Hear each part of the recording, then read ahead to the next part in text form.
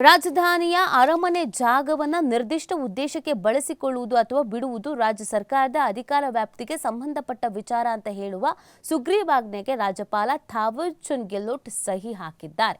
ಅರಮನೆ ಮೈದಾನದ 15.39 ಎಕರೆ ಜಾಗ ಸ್ವಾಧೀನಕ್ಕೆ ಪಡೆದು ರಸ್ತೆ ಅಗಲೀಕರಣ ಮಾಡುವುದಕ್ಕೆ ಪ್ರತಿಯಾಗಿ ಮೈಸೂರು ರಾಜಮನೆತನದ ವಾರಸುದಾರರಿಗೆ 3,014 ಕೋಟಿ ರೂಪಾಯಿ ಟಿಡಿಆರ್ ಪರಿಹಾರ ನೀಡಬೇಕೆಂಬ ಸುಪ್ರೀಂ ಕೋರ್ಟ್ ಆದೇಶದಿಂದ ಪಾರಾಗೋಕೆ ರಾಜ್ಯ ಸರ್ಕಾರ ಕಳೆದ ಸಚಿವ ಸಂಪುಟ ಸಭೆಯಲ್ಲಿ ಸುಗ್ರೀವಾಜ್ಞೆ ಹೊರಡಿಸುವುದಕ್ಕೆ ತೀರ್ಮಾನಿಸಿತ್ತು.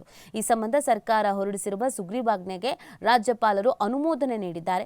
ಬೆಂಗಳೂರು ಅರಮನೆಯಲ್ಲಿ ರಾಜ್ಯ ಸರ್ಕಾರ ವಶಪಡಿಸಿಕೊಂಡಿರುವ 1996ರ ಬೆಂಗಳೂರು ಅರಮನೆ ಸ್ವಾಧೀನ ಮತ್ತು ವರ್ಗಾವಣೆ ಕಾಯ್ದೆಗೆ ಪೂರಕವಾಗಿ ಸುಗ್ರೀವಾಜ್ಞೆ ತರಲಾಗಿದೆ. ಸೊ ಇದಕ್ಕೆ ಗವರ್ನರ್ ಅಸ್ತು ಅಂತ ಹೇಳಿದ್ದಾರೆ.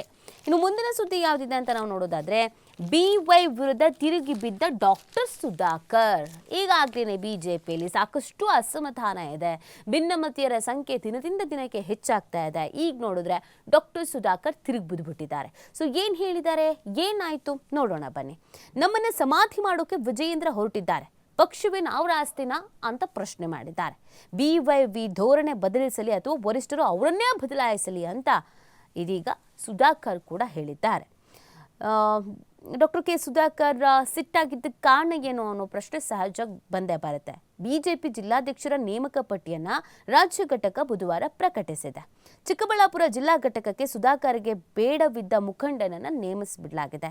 ನೇಮಕಗೊಂಡಿರುವ ಮುಖಂಡ ತಮ್ಮನ್ನ ಸೋಲಿಸೋಕೆ ಯತ್ನಿಸಿದ್ರು ಅಂತ ಸುಧಾಕರ್ಗೆ ಅಸಮಾಧಾನ ಇದೆ.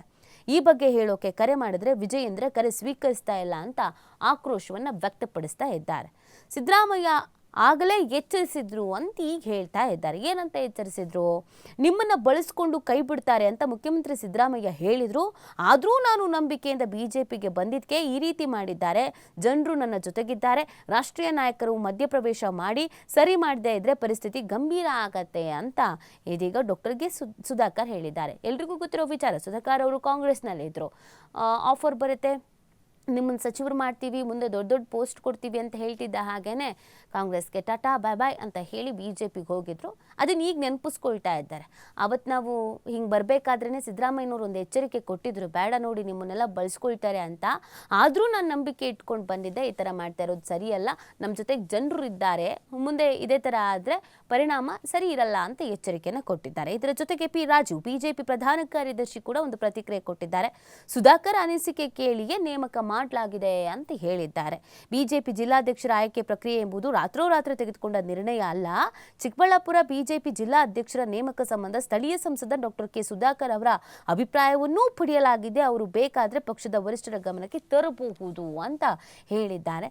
ಈಗಾಗಲೇ ವಿಜಯೇಂದ್ರ ಅವರಿಗೆ ಸಿಕ್ಕಾಪಟ್ಟೆ ತಲೆನೋವಿದೆ. ಯತ್ನಾಳ್ ಅವರು ಒಂದ್ ಕಡೆ, ರಾಮುಲು ಒಂದ್ ಕಡೆ, ಇಲ್ಲಿ ಅದ್ರ ಮಧ್ಯದಲ್ಲಿ ಈಗ ಸುಧಾಕರ್ ಅವರು ಕೂಡ ರೊಚ್ಚಿಗೆದ್ದಿರುವಂಥದ್ದು. ಮುಂದಿನ ದಿನಗಳಲ್ಲಿ ಬಿಜೆಪಿಗೆ ಮತ್ತು ವಿಜಯೇಂದ್ರ ಅವರಿಗೆ ಎಷ್ಟರ ಮಟ್ಟಿಗೆ ಇದು ಸಮಸ್ಯೆ ಆಗ್ಬೋದು, ನಿದ್ದೆ ಕೆಡಿಸುವಂಥ ಕೆಲಸ ಆಗ್ಬೋದು ಅನ್ನೋದು ಪ್ರಶ್ನೆ.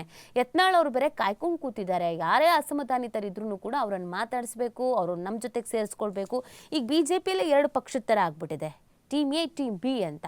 ಸೊ ಟೀಮ್ ಬಿ ಅನ್ನು ವೃದ್ಧಿಸ್ಕೊಳ್ಬೇಕು, ಮತ್ತಷ್ಟು ಬಲಪಡಿಸಬೇಕು, ಹೆಚ್ಚು ಮಾಡ್ಕೊಳ್ಬೇಕು ಅನ್ನುವಂಥ ನಿಟ್ಟಿನಲ್ಲಿ ಪ್ರಯತ್ನ ಪಡ್ತಿರ್ಬೇಕಾದ್ರೇ ಒಂದೊಂದೇ ಅಸಮಾಧಾನಗಳು ಕೂಡ ಕಡ್ಡಿ ಗುಡ್ಡ ಆಯಿತು ಅಂತಾರಲ್ಲ, ಹಂಗಾಗ್ತಾ ಇದೆ. ಸ್ವಲ್ಪ ಸ್ವಲ್ಪ ಅಸಮಾಧಾನ ಇರೋದು ಕೂಡ ಅದನ್ನು ಮತ್ತಷ್ಟು ದೊಡ್ಡದಾಗಿ ಮಾಡಿಕೊಂಡು ಅದನ್ನು ಇನ್ನೊಂದು ಟೀಮ್ಗೆ ಸೇರಿಸ್ಕೊಳ್ಳುವಂಥ ಪ್ರಯತ್ನ ಆಗ್ತಾ ಇದೆ. ಸೊ ಈ ರಾಜ್ಯಾಧ್ಯಕ್ಷರ ಆಯ್ಕೆಗೆ ಒಂದು ದೊಡ್ಡ ಸವಾಲಾಗಿ ಹೋಗಿದೆ. ಬಿಜೆಪಿಗೆ ಒಂದು ದೊಡ್ಡ ಅಸಮಾಧಾನಕ್ಕೆ ಕಾರಣವಾಗಿದೆ. ಟೀಮ್ ಇನ್ನೊಂದು ಹುಡ್ಕೊಳ್ಳೋದಕ್ಕೆ ಕಾರಣವಾಗಿದೆ. ಇದ್ರ ಮಧ್ಯದಲ್ಲಿ ಈ ಥರದೊಂದಷ್ಟು ನನಗೆ ಬೇಡ್ದಿರೋರು ನನ್ನ ಹೆಸರು ಅನೌನ್ಸ್ ಆಗಿದೆ, ಅವ್ರನ್ನ ಯಾಕೆ ಮಾಡಬೇಕಿತ್ತು, ನನ್ನನ್ನು ಮಾಡಬೇಕಿತ್ತು, ನಾನು ಆಕಾಂಕ್ಷೆ ಆಗಿದ್ದೆ, ಅವ್ರು ನಂಗೆ ಸರಿ ಇಲ್ಲ, ಅವ್ರು ನಂಗೆ ಇಷ್ಟ ಇಲ್ಲ, ಈ ಥರದ ಘಟನೆಗಳು ಕೂಡ ಬಿಜೆಪಿಯಲ್ಲಿ ನಡೀತಾ ಇರೋದ್ರಿಂದ ಇದೀಗ ಒಂದು ದೊಡ್ಡ ಸಮಸ್ಯೆಯಲ್ಲಿ ವಿಜಯೇಂದ್ರ ಇದ್ದಾರೆ. ವಿಜಯೇಂದ್ರ ಅವರ ಪ್ರತಿ ಒಂದು ನಡೆ ಮತ್ತು ನುಡಿ ಎರಡೂ ಕೂಡ ಸಾಕಷ್ಟು ರೀತಿಯಾದಂಥ ಚರ್ಚೆಗೆ ಕಾರಣವಾಗ್ತಾ ಇದೆ. ಇದನ್ನು ಹೈಕಮಾಂಡ್ ನಾಯಕರು ಹೇಗೆ ತೆಗೆದುಕೊಳ್ತಾರೆ, ಇದನ್ನು ಹೇಗೆ ಬ್ಯಾಲೆನ್ಸ್ ಮಾಡ್ತಾರೆ ವಿಜಯೇಂದ್ರ ನೋಡಬೇಕಾಗಿದೆ ಮುಂದಿನ ದಿನಗಳ ಬೆಳವಣಿಗೆ.